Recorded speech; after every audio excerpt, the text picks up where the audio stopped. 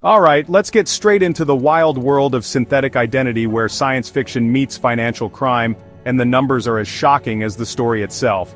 So, what is a synthetic identity? Imagine someone mixing a real social security number, maybe even yours or a child's, with a totally fake name, an invented birth date, and a made-up address. Voila! A person who never existed is suddenly alive on paper, able to open credit cards, get loans, or access services with barely a trace. But why would anyone do this? Here's the deal. The biggest reason is fraud. We're talking about billions of dollars vanishing every year.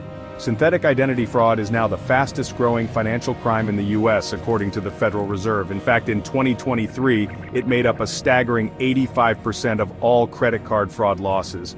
That's right, 85%. And the money?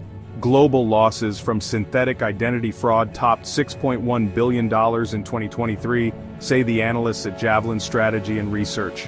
Why are synthetic identities so hard to spot? Because they look real.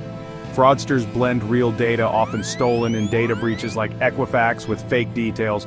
Credit bureaus and banks see a real social security number, a believable name, and a solid credit history. No red flags. Now here's a jaw-dropper: 1 in 5 synthetic identities use a child's social security number. Kids don't check their credit reports, so these identities can exist undetected for years. And the technology is getting scary good. According to the IEE, in 2024, more fraudsters are using AI-generated photos and deepfake videos to make their synthetic identities look legit. Academic journals are ringing alarm bells. The Journal of Financial Crime reports, banks saw a 32% jump in synthetic identity cases since 2022. A study in Nature Human Behavior found synthetic identities popping up not just in banking but in online dating, social media, and even academic publishing. And here's another stat. 41% of organizations surveyed for cybersecurity review suffered at least one synthetic identity attack in the last year. So, how do these digital chameleons come to life? It usually starts with a data breach. Think millions of records leaked online.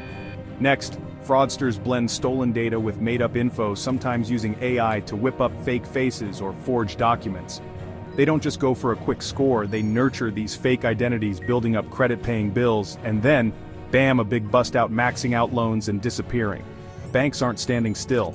They're rolling out AI and machine learning models to sniff out oddities in applications like mismatched addresses or suspicious phone numbers.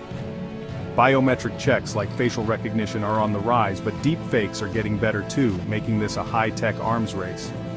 And across the industry, data sharing is key, spotting patterns, flagging suspicious activity, and staying one step ahead.